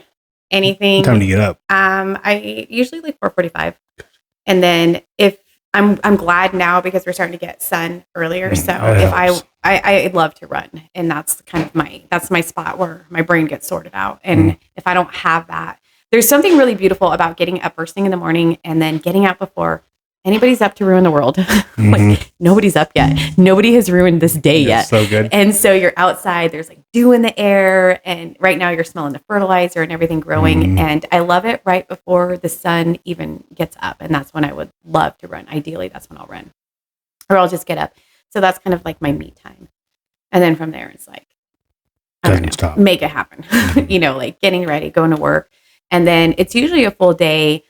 And then depending on the events, it's events. But the great thing is that my kids have been with me through this. And so they have learned the value of investing in their community, which is also in volunteering. And so if I do have to work events, if I do, have the kids around and they're able to, like I had them at Sweep the Town painting curbs and painting light posts. And it's important to me for them to reinvest in their community. That's great. Yeah. We just had, the last episode we had Jeremy Lick on, and he was talking about the same thing where they're, him and Pam are really trying to instill that same value into their kids to go out there and do these events. So I think that's great. And one of the things that, I personally have been failing as a parent in is trying to get, we take a lot of the stuff that comes that happens around here for granted. And it would behoove almost any parent to get their kids, and I'm speaking to myself as well, but have them come out there and actually see the amount of work that goes into the events that you guys put on. And it's like it is nonstop. There's always some cool thing. What do you guys have coming up immediately? In the near future. The floodgates are open, my friend. It's go time. It's done. And I always like joke around, like, we just got to get through this year of events. Like, this is like me during my event season when I'm like, a little haggard. I just got to get through this event season. And at the beginning of the year, I can get like 3 months off. This year, like, you don't get months because that's like the planning and implementation. And we have been chasing, and it's also grant season. So most of the grants open up at the beginning of the year. So grant writing, if anybody has done grant writing, you are my people. Like, let's connect, because you have to be like, you're a published author by the time you're done with it. And so this year was a lot. We're chasing all kinds of grants for improvements for downtown. But, this is like staging everything. And so I think I'm knowing like what's going to come. I've been really preemptive in like really like front loading my year. Yeah. Everything's in this. Yeah, system. like we're just going to do all the paperwork now. Yes. Like I'm already getting people registered for Fall Fest. I'm not going to deal with it in July. Like if you are not registered in May, I'm sorry, you're not going to be a vendor. Not going to make it. Yeah, you're not going to make the cut. Do you guys have, so like for that event? So yeah. That event you guys have, I mean, the vendor list, I mean, you guys have ample people. We had over 60 vendors last year's Fall Fest was like the banner. It was like the biggest and most well attended. I don't even know how to, unless I go out with like one of those like little clicky things. I don't even know. And I'm not good at canvassing, and like there's 10 people in the square and we have like 20 squares. Like it's not my thing. There's a shit ton of people there. A lot of people. And it was big. We just need to get the coffin participants up. So if more coffins, we need more coffins because that's huge. Would you like a little more? Sure. Okay. And the coffin that I built, that we were running with the last 2 years was I did the actual coffin itself out of pallets. So it's not, I mean, I can do it. I don't know how to work a tool. I mean, if I were to show you my setup, it would be like, wow, you have all your fingers, because I was working with power tools on some janky sawhorses. I don't even know if that's what they're called. I got a lot of slivers. I disassembled pallets and I just reused the wood, and I even reused the nails out of the pallets because it was too cheap to buy nails. Oh, really? So my whole nail, like the coffin build itself was a pallet. And then that's solid. Yeah. And then Richie went over to Casey DeLayer's house, and then they did all the welding. So it had a solid frame, but you can pop that out and your frame's still there. So if anybody wants to build a coffin, definitely approach it with the coffin concept, which is cool. And then the chassis, which is separate. And then that way you can always change it. But last year, like one of the years we had a ballet shoe. I was gonna say, what weekend are the coffin races? It's October 5th this year. Okay. So it's the first Saturday in October. Okay.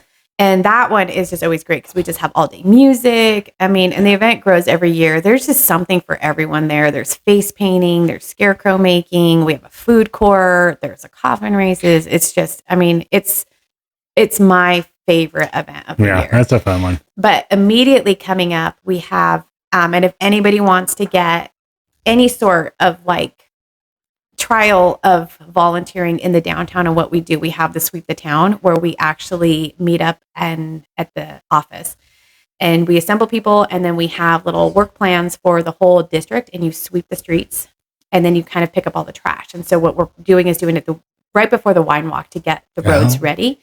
It's going to be a little bit challenging this year because we do have construction downtown, but honestly, any kind of pea gravel on the sidewalks is a little bit treacherous when you're walking on it. So we especially after some wine. Yeah, especially after some wine.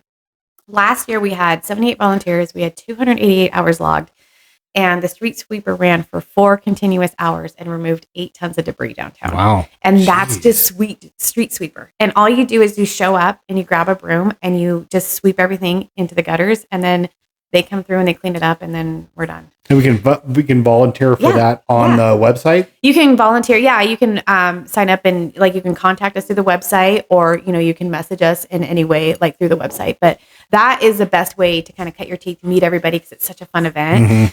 And then from there, the next week we have our first Third Thursday wine walk, which is actually the 15th anniversary of wine walks. Really? 15 years? Yeah. So it's our Marianne birthday. So we're having a Mad Hatter Tea Party theme. How fun! Yeah, so that'll be fun. And then that's in May. We have our plant fair. So the gardens, we have a 1.5 acre community garden right by Heritage Park that we maintain. And that one is the one that we're chasing grants for, because we're trying to do a whole reinvention of the gardens and bring it up. We're trying to do raised beds. We're trying to get lighting out there. We're trying to get a greenhouse out there and really improve our community garden so that we can start producing enough produce to make it a community share, because we're considered a food desert as far as fresh produce. Everything we have has to be shipped in. So you got Farmer Craig. He's on board. Craig Witt. Yeah. I call him Soil Daddy. And all the tree farms. Yeah. Everybody's probably on board with that. Yeah, everybody is. So they just did the plant fair or the spring forum, and Craig was there. And Craig is always like, I mean, that guy. I love Craig. I love Craig. Guy. He gets all these like gardeners, like these women just and men. They just get so excited. He starts talking about worm juice. Everyone's like, he's the soil daddy. He is the soil daddy. But so we're going to have a lot of investment. Those are the grants we're chasing. We are looking at probably like 140,000 that we're looking at in project improvements in that space alone, just to make it so it's like, and you can rent a community garden bed and grow with everybody else. And how exciting. The UNR extension is doing classes. Anyways. So they're going to have a plant fair in May. And then the biggest thing that we've launched, and we're going to really do a big announcement about it, is that we're doing a 3-run series this year. We always had the Freedom 5K on the 4th of July, and it was a fun run and walk, and that funded the Wreaths Across America program. So the proceeds from that went to buy the wreaths. And so what we decided to do is we were able to get permission from the Tahoe Youth and Family to take over the Carson Valley Days Classic. And that used to be the 5K during Carson Valley Days, where you would run the parade route in costume, dressed to the theme of Carson Valley Days. So we got permission to take over that run. And then the 2030 Club has agreed to make it part of one of their sanctioned events. And so we will be doing the pre-parade run. That's Carson Valley Days, June 8th on Saturday. It's right before the parade, and you'll be done before the parade even starts, and you'll be dressed in accordingly. It'll start and stop at Heritage Park. That one is up, and then we have the Freedom 5K, and we're doing a pink run in October. But it's all part of our Rerun the Town series. And so if you register for all 3, you get a T-shirt that says, I run the town. I run the town. I run the town. That's cool. So that's fun. And then we have, it's just wine walks, and we are doing this one. It is a big deal. We are doing a big street mural. It's our first asphalt art that we've had in Douglas County. So we're doing a street mural in between Heritage Park and the gardens, where we usually close it down for the coffin races.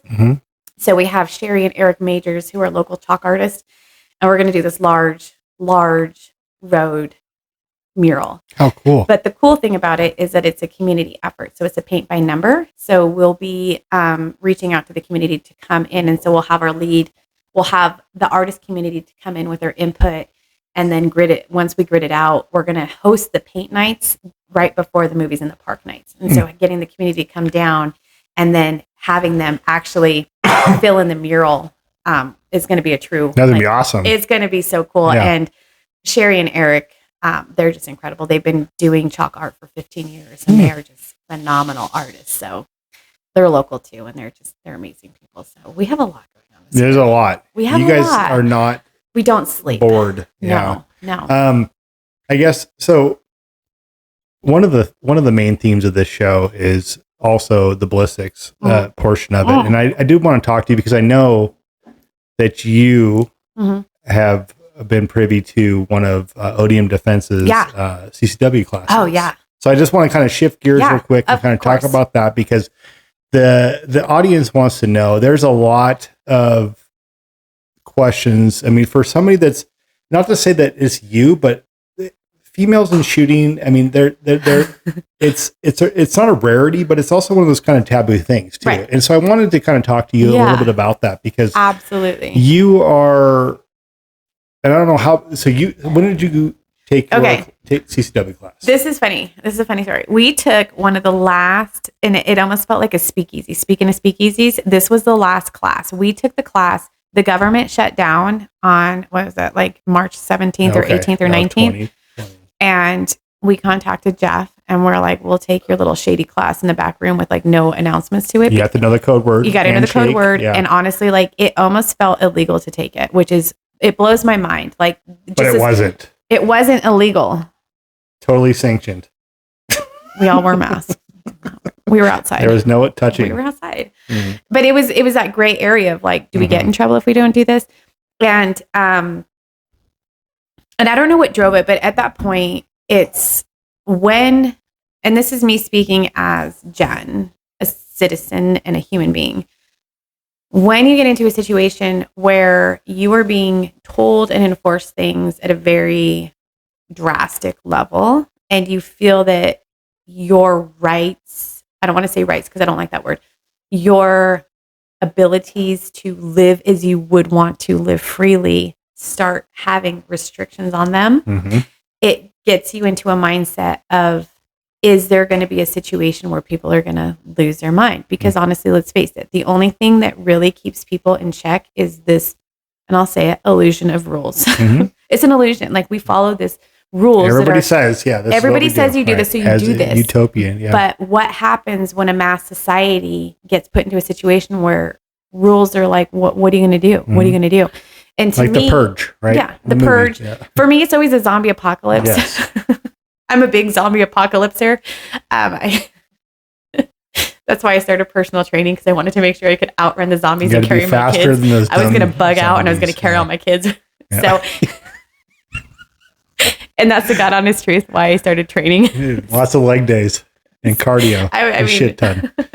It was so ridiculous. You'd be carrying a lot of weight. I was carrying sandbags. I'm like, I'm just going to survive. 300 pounds, 400 pounds on your... And it's such a, like, everybody that knows me knows that is my honest truth. Like, why did you start, like, CrossFit? I'm like, because I don't want zombies to eat my family, and I want to be able to bug out with them and carry them. Plus supplies. Yeah. No, I mean, my kids. My kids. Yeah. We'll figure it out later. Yeah. Right. And then my weapon of choice was going to be a bow and arrow, because if you are in a situation, you can't make ballistics. Like, you can't make ammo unless you have a full setup. And so that's going to be far and sparse. And so you have to have something that you can fashion on the fly. Am I good at archery? No. I have a crossbow, but I'm not good at it. Anyway, back to that. So it's that whole mindset. Like, I'm okay controlling this, but you have no control over that. Like, there could be at any point something happening that is just without any control that you have. And you have to be able to take care of the things that mean things to you and even yourself. And so as a female, it's really funny because you would think that it's a taboo for females, but as a runner and as a female and as someone that leaves in the dark 30 hours and running on public streets, I get comments all the time from my friends. Like, I saw you out running. Are you carrying protection on you? And at one point, it really pisses me off. It's like, what am I going to do? Like, carry a gun on my run? Because I'm not going to do that. But am I going to beat the shit out of somebody if they try to put me in their van? Yeah, I'm going to fight you. Why are we living in a society that's a thing? Why are we living in a society that women get snatched up off the side of the road during their runs and then they end up dead in a ditch somewhere? I think it's unacceptable. And I don't like to play the female card ever but we're vulnerable. We're vulnerable. And so for me, getting my CCW, do I carry all the time? No, because I go into too many public buildings and I'm a space cadet and I would probably get arrested for taking it into a Starbucks. Do they allow guns there? I thought they did. Yes, you can have a gun at Starbucks. Anyways, I would be like more of an open carry, like just not Costco or a federal building. See, and that's where I'm like, is this federal? Are we safe here? What are the rules? It's only a problem if you get caught. If you're brandishing, it's gonna be a problem. If you're not, so no, like, look at my gun. Yeah, what can I do? Look at it. Yeah. I do finger guns, and they are licensed. So yeah, when you see these guys, you're like, yes, you can carry those all out all the time. But more of it was if everything hits the fan, am I equipped to, first of all, take someone's life and be okay with it? Am I going to be equipped to protect what I have? And am I going to feel confident doing it? And so that class was huge because Jeff is amazing. He is amazing. Because he was very real. Like, you carry a gun, you will kill somebody. And I wish that they would give you that kind of heads up when you have your CPR card. You get your CPR card, you learn the staying alive, you learn everything. Like, you're going to save a life. Here's the CPR card. What they don't tell you is that when you have your CPR card, that person is they're dead. They're not going to come back. And there's very few instances they have. And that happened to me once. And so I guess maybe that was on the tails of it. Like, well, the CPR card's bullshit. But I want to educate myself. Like, I want to know everything that I'm getting into if I decide to do this. And so Jeff will tell you this. Like, I failed my first range because it's just, it's, maybe I did the sideway thing a little bit. No, I didn't. It was like, you are from Salinas. Yeah. That's kind of how you have to do it. I mean, you kind of have to, but it was crazy to just be able to, like, to put yourself in your body, calm your heartbeat, keep your mind. It's so much control that goes into it. So it's not like I have a gun permit and now I can just carry everywhere. It's, I have a weapon and now I've had a level of training to where I know my heart rate's going to increase. My judgment's going to decrease. I'm going to have sweaty palms. I'm going to be shaking and I need to figure out the situation. The biggest takeaway I had from that whole class, and I have taught this to my kids and I will still teach it to them. And I know it goes against everything they teach them in school. Always know your exits. When you go into a building, know your exits. If it's a Walmart or whatever, know your exits, know the creepy people, and know your escape plan. And I have told my kids that from day one. And I don't care if they're in a school and I don't care if they're in a Walmart or a Target. Identify your exits because if anything hits the fan, you need to get out. We are not, we're not hunkering down. No. We are going Gotta to, go. Yeah. I'm going to be that moving target and hope that gunman has really shitty aim because odds are, you're not going to hit. I mean, if I can't hit a standing target, from 30 feet. And that's what I was going to say. So you took your CCW class in 2020 and now that you are a permit carrier, what actions do you take to stay privy to those lessons that Jeff taught you in his class, right? It's definitely the exits and like knowing you're being fully aware of where you are at any given time. That's huge. Yeah. And you can't, it's not like you have to be hyper vigilant, but you have to be aware and you take an ownership. You're out in public and you need to know like, oh, okay, a little weird, but you don't want to live in that mindset of like, I'm going to go out and enjoy myself out in public. And I might be a target of something, but you have to know, like, if we are a target of something, like, what's my best access point, like, to get out? Like, what is my situation going to be? That was a big takeaway. But also just being able to, like, stay up on your gun awareness. And I'm not going to lie. I'll be honest. I took my gun thing, my CCW, and I got my permit. And Jeff hates it when I tell this story. And it's nothing against Jeff and what he taught me. But when we had that person like breaking loose in the ranchos and he was going into people's houses and like there was like weird break-ins and my weapon of choice was like my fire poker. Good. Because I was gonna whack. You're just gonna whack him. Just keep whacking him until he stopped. And I guess the reason why is that when you have a break-in, like, am I gonna like get a gun and shoot you? Because anybody can walk in here. And I feel like we live in such an open door society here in Gardnerville that at the time I had, we have friends that would come and like, have to crash there for the night. And I don't want to be like hyper vigilant. Like, I have a gun. It's like, I'm going to hit the crap out of you. And then if friend or foe, and then figure it out later. But if my situation was different and I was in an area, of urbanized. Yeah, I would for sure. Yeah, that thing's going to be under my pillow. But it also, the beauty of taking any sort of CCW class or any sort of gun classes, even if you don't want to get a CCW or you don't want to carry, is that you're learning how to operate the weapon. And you're learning that the weapon doesn't kill people. You do. And are you ready to kill people? And if the answer is no, don't take the weapon. If the answer is, I will do it to save my family and my life, get your education and get the weapon and get it done right.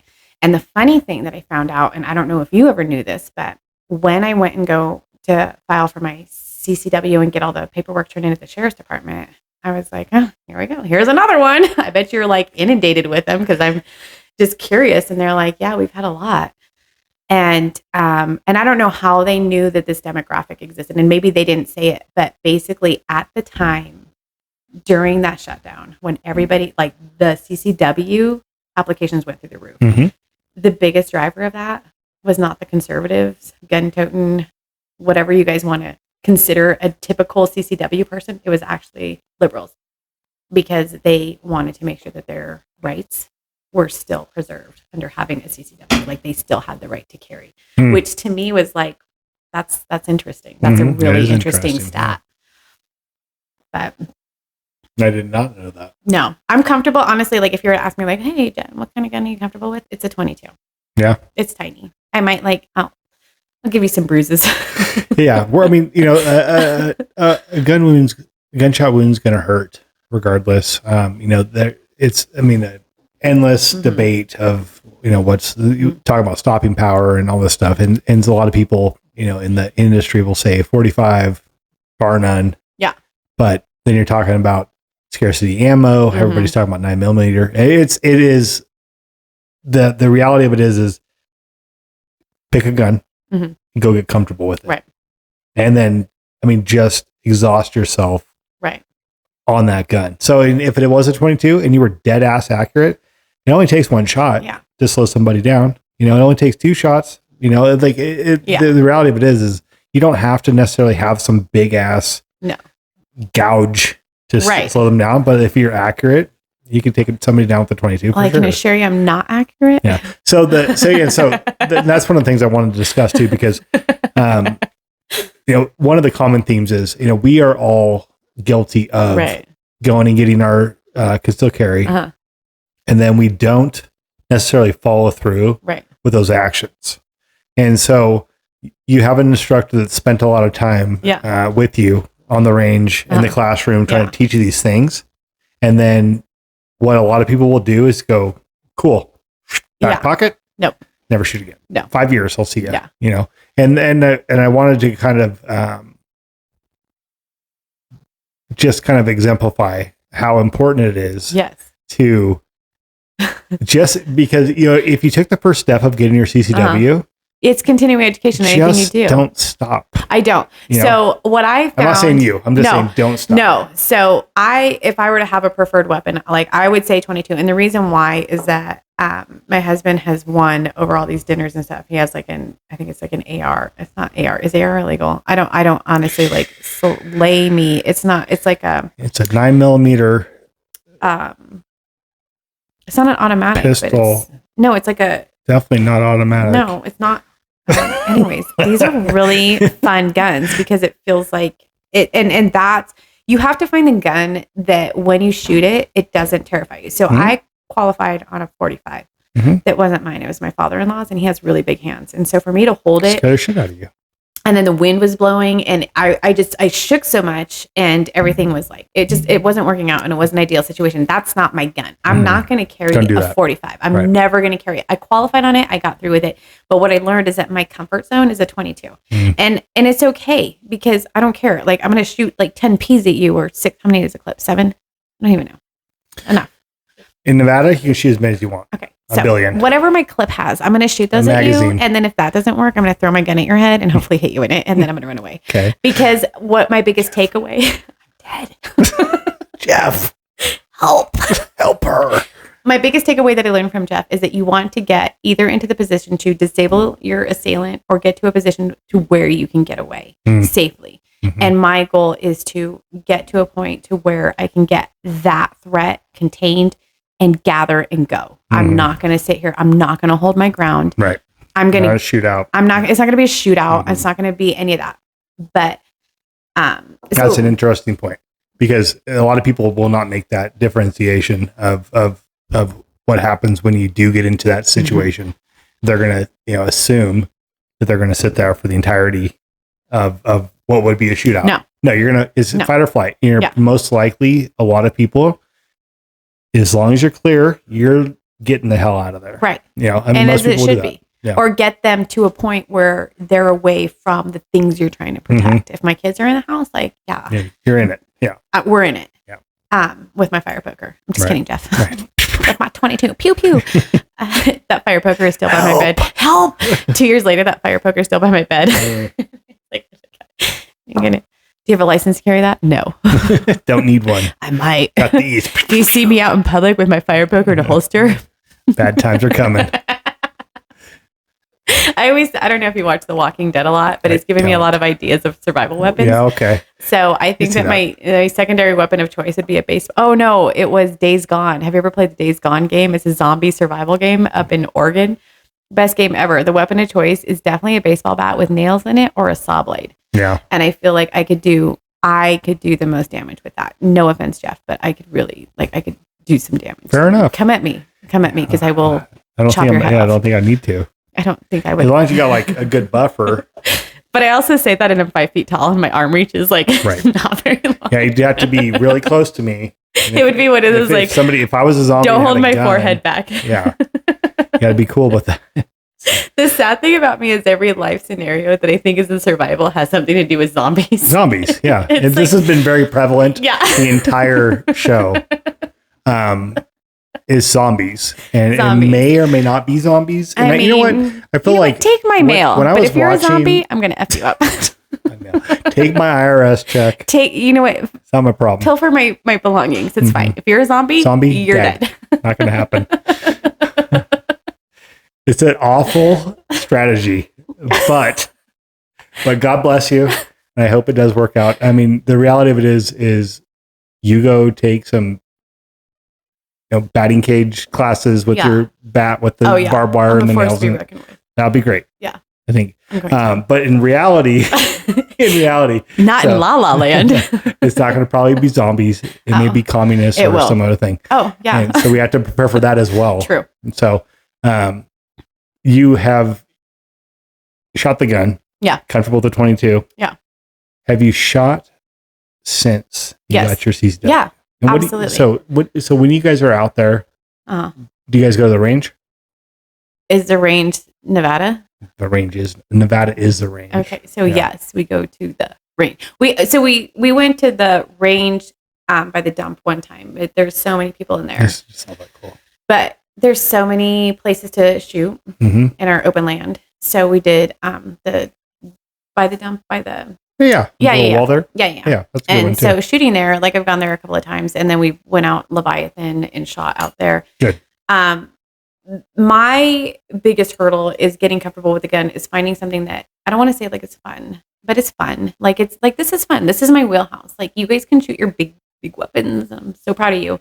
But like, give me a little pew pew pew pew, like a little. You like the 380? You shot the shit? No, I haven't. You should. I haven't. It's like a step up from the 22, but like below the 9 baby mil. steps. Like that would be it. That would be the one. Yeah. Like it's one of those like I don't know. It's a round that is readily available. Has very little recoil. Still like same kind of footprint as a 22. Yeah. And like you might love it. You know, I might. but it's like a little bit. So then I get into the point of stopping power. It's like, is it a real big deal? No. If you shoot somebody, if you nick an artery or but closing distances and all that stuff is a real thing. And so when we do start talking about stopping power, it is a highly debatable, like is 9 mil better than 45? Is a 22 better than a 380? But I don't know. Knows? That's not my thing. What I'm going to do is like, I'm going to point it. Poker. My fire poker. Can I tell you the first gun I shot with? Sure. Okay. So my dad takes me out shooting and I love my Were dad. you 8? Probably. We were down here in the valley. So I was over 8, maybe 8 or 9 or 10. And my dad takes us out to the sand pits and my dad has a ball. One of those ball and powder guns. Like a musket? Yeah. That was my, no, it wasn't not like a ball, but just like it had like the chambers. The wad? And then and you had to like load all the gunpowder and all the chambers and you had to put the ball in all of it and then you had to stuff it down. Yeah. And then it's like a hand cannon. Yeah. My dad made me shoot for muzzle the first loader. time. It was like it's a revolver. I don't know. I'm sorry. We're stupid. It was a revolver. Oh shit, it was a fucking handgun. Yeah. Oh. And that's what he taught me with. Like, he's like, here, Jen, do you want to I was Jenny back then. He's like, here, Jenny, do you want to shoot this gun? I'm like, okay. And it was like, blah! But it was like so little. And it was a hand cannon. I shot a hand cannon. And so my dad was proud because at that time I hit the target and he's like, he got some in the jugular and he got him in the crotch. I think you're okay. And I'm like, thanks, Dad. But my dad's we never hunt. He wasn't a hunter. He just he was in the army, so I think that was his way of... He hunted people. Yeah. My dad was stationed during Vietnam, not in Vietnam. He was in Ethiopia. And I guess that was like more wild than there was some stuff that really just was not okay. But I think that was his way of like passing down like what he knew of like firearms and stuff. But it happened to be with like a weapon That's cool. What are you going to use this for? Like, so does he still have it? I'm sure. Yeah, he does. My mom hid it from him. She wrapped it in a box. And my mom's so funny. She's like, I didn't want your dad to get access to the gun. So I wrapped it in a box and I didn't put a label on it. I'm like, Mom. We don't treat our guns like that. No. Put in a box, an unlabeled box, shove it somewhere with the books so we can never find it ever. Until it's too late. This is why I'm like I am. Yeah. The reality of it is, so we've done a good job. I mean, I really did want to. This episode was monumental for me because a majority of the times that I've done one of these shows, I cut out a lot of the local stuff because it's more my personal feelings, my bias. Yeah. And so I try to keep that in mind because there is probably a couple people that don't live here that have zero shits to give about Douglas County. So, but it was really exciting and really interesting to have you here on the show. I'm really glad that you made it, I'm that so we were glad. able to make this work. I am so glad. And thank you so much for, like I said, your day was hectic as all get out. Yeah. I appreciate you still getting over here. This meant a lot. This really did. And the fact that you asked me to do this, I really support what you do. And I think it's great what you do. Thank you. And I really appreciate your patience in my stupid schedule. That is good. And even staying up late. But this was, I mean, I love being surrounded by people that are doing things. And you're a doer. And I think that I'm trying. You are. You're doing it. You're doing it. Thank you. Yeah. So if you could just real quickly recap Oh my gosh. where we can find any information about any of the events that you discussed on this show, that would be fantastic. You guys can Venmo me. No, I'm kidding. $1 billion. $1 billion. So my information, I would say just follow me on our socials and our website. It's mainstreetgardnerville.org. Okay. Our Instagram is Main Street Gardnerville. We're really original with our names, but our Instagram is kind of like, it's our gold mine because we do post a lot of fun reels when we're in the reel I love mode. the reels. I do. We're hyping up. And I think that's the exciting part is part of all of our events is our ridiculous reels we post. And so we did trend on one of them that was super stupid. And I'm like, why is this one trending? It's so dumb.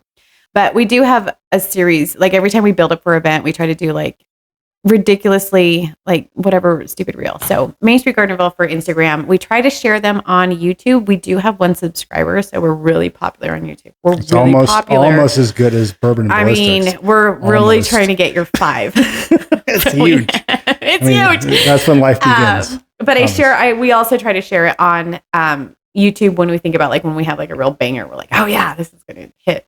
And then we have our Facebook account, but we're on the socials and we're out there. But yeah, I mean, we just love our community and we love doing fun things and we love having fun and we love making like just, the ability to participate in your local area. Like just the ability to participate, like just, it has to be accessible to everyone. If everybody does, and I think that's one of the biggest things too, is when we do have those community events, like seeing everybody there. Yeah. I don't know any of them anymore, but seeing everybody there does make me remember exactly what that feels like. And it is huge. And it's huge. Even if you're not here in Douglas County, I think that it's as an advocate of that communal feel, like you should be pursuing something like that. Oh, for sure. And even if you aren't in the area, like even just following our social medias and I mean, just like when we get those little hearts, it's like, oh, you like this resonates with you. Yeah. And I like those too. Yeah. Yeah, heart everybody. Everybody loves hearts. My assistant always makes fun of me. He's like, "Oh God, Jen's getting on, and she's getting on Facebook." And he's like, "It kills me. It kills me because all of your reactions are hearts." And I'm like, "Because I literally love everything that everybody's doing, so and they're always gonna get a heart from me. Embrace that. Yeah, like I love it. And then sometimes I do the carrot, like I'm hugging you right now. I don't know what these emojis mean, but I'm like, oh, I love those. Is it baby? It's just a baby heart. You're like my baby heart, and then. All right. So lastly, what was your final take? What did you think about this? Was delicious, and I will say that there's been some whiskeys that I've had that are so harsh they make my throat close up. I don't know if that's a thing, or I don't know what that is in the world. It's a real thing. Yeah. I think I don't want to say what brand it is, but I think it's more the ryes and those dry ones. This is a really nice blend. This would be, it was sweet. Did you feel like it was really sweet? It was very sweet. It was very sweet. So this is a good thing. Like if you want to impress the ladies who don't drink whiskey, but they want to pretend they drink whiskey, you'd be like, hey ladies, I got this Chris Stapleton whiskey and you should try it because it's a good whiskey. It has a full body. It's sweet, but it's a good one for those that are introducing themselves. That was a great synopsis. Yeah, absolutely. Yeah. This was, it was really fun. I think, for a 90 proof, it did deliver a lot of body for sure. Yeah. I had it's very, very highly contentious on social media. People are either really loving it or really hating it. I don't know what maybe it's because it's Chris Stapleton. Maybe, I don't know. Are they haters? The guy, he goes out and he goes after this whiskey thing and he quits drinking. Maybe that's why people are so pissed. I don't know. But the reality of it is, Buffalo Trace delivers on the Traveler. They did. It was inexpensive bottle at Troy. I'm so sorry, but I think we paid $30 something for this at the Costco. And it's one of those ones, just keep it stocked on the shelf. Yeah, it's good. It's good I have for. nothing bad to say about it. I think it's good for entertaining. It's good for the holidays. Have you ever had Japanese whiskey? It's not my favorite. Like even the really good, like there's only like so many barrels of this, and it's really limited edition. I could maybe get with that. Okay, so there was one that Troy carried for a while, and maybe the barrels are up, but this particular Japanese whiskey, there's some that are bitey, and they're not like, they just taste like you're drinking like rubbing alcohol. But then there's other ones that have like a full body to them, and I loved that. I really did love that. But this is tasty. This is really good. I don't know that I could drink it all the time because it is sweet. I don't know. It might be a good Manhattan whiskey. Good. And I think that's probably where we're going to get into is it's more of a, like a, you might mix it. Yeah. I mean, it's not going to hurt your budget. You know, it's not going to hurt the wallet if you word it. Because one of the saddest things is you take a really good like reserve bottle or a small batch, and then you got somebody that's want to put soda in it. Right. You know, why would you put soda in whiskey? Why would you do that? Why would you do that? You like Jack and Coke. You just have to drink it. You just drink. I just can't shoot it. Like when everyone says, "Let's do a shot of Jameson," I'm like, shoot anything. Go enjoy yourself. Like we're not going to do. I don't care. I'm not drinking pickle juice. It's not going to take it better. Like I can't get it down. Yeah. Even tequila should be treated with care. Yeah, and good tequila is the same. I mean, I'm telling you, the older I get, the more that I appreciate that. I mean, the tequila market is not my thing, but I will definitely respect a good tequila. You know what's on the uprise is mezcal. Is what? Mezcal. Oh, yeah. It's like more of it's like the whiskey to tequila, but it's the same out of the same agave. Okay. But it just feels a little bit, and that. So the secret to tequila, and my secret to tequila is orange and cinnamon, because that's just phenomenal. Easy breezy. It is. Huh. Have you ever seen Chris Stapleton perform? Yeah, actually. Did you go up to the lake? Yeah. Oh my gosh, that was a great show. Yeah. You know, I did not realize how bad I needed to see him. Right? You know, until you're there. Yeah, it was just. Did you see the Marty Stewart opening for him? Yes. Oh my gosh. So this show, this is the same show. Marty Stewart comes out, and you're like, oh my gosh, Marty Stewart's still alive. Yes. And he not only performs, but he comes out with that video that he did to his song, and the cinematography in this video was a whole visual experience. I need to go find that song. But if you can find it, you should plug it in for these guys because Marty Stewart is alive and kicking, and it was so good. Phenomenal. I did not realize how bad I needed to see Marty Stewart until Marty Stewart opened. And I will say this, no offense to your Brent Cobb bands, he kind of was a downer. What's that? Brent Cobb didn't do, like, he was also the opener, but he did not deliver. Oh man, I tell you, we saw him at Rebels and Renegades. Yeah, he was. I think, and maybe it was just the feel of the festival, but absolutely. And speaking of Brent Cobb, we are going to see him this year at the Country Festival here in Gardnerville. That's going to be a big deal. He absolutely delivered when we saw him at the Rebels and Renegades Festival in Monterey. Good. And so I hope that he brings that same kind of energy because he was phenomenal. Oh, good. And I guess, so in closing, I'm sorry. It's fine. Thank you for making this happen. I know it was a lot of work to get a lot of things happening. No, I'm glad I can make it. Jen, you are doing phenomenal things for the community, and for that I applaud you. Thank you. We gave you the opportunity to talk about the organization. Is there anything else in closing you want to say? No, I just really appreciate just having this conversation. I think it was really cool. It's fun to talk. I feel that there's so many capacities that I have to talk in like such a structured way about, but this was great to just like talk. And so thank you for this opportunity. Yeah. And it just brings me back down to like, this is good. These are my people. You guys are my people. And I really hope all 10 of you, but I hope that you continue to do what you do. And I know that you guys do phenomenal things, and there's just something to be said about, the CCW, the gun ownership, and everything you do. I mean, it's just such a privilege we have that I think we take for granted. That's right. So as long as you continue to advocate for something as simple as enjoying a glass of whiskey and having the right to carry a gun, I mean, I hope you continue to do that because there is a market for that. And there's people that need to hear that, hey, like, it's fine. Like, we do this and it's okay. To everybody that's tuning in, I wanted to thank you for sticking with us through this. A lot of times I do all sorts of weird shit. It's a wild show. I mean, it really is. And that's what's so fun for me. I have a blast doing it. And if you want to delve a little bit deeper into the minds of those guests on the Bourbon and Ballistics podcast, you can find us at the TikTok and Spotify at Bourbon and Ballistics. You have a TikTok? That's where the business is handled. Oh, Yeah. dang. You have a So TikTok. Bourbon and Ballistics is going to be our TikTok and Spotify. Nice. And then YouTube and Instagram at Bourbon and Ballistics Podcast. Jen, thank you so much for coming out. Chris Stapleton, Thank you for your whiskey. not bad. I cross state lines with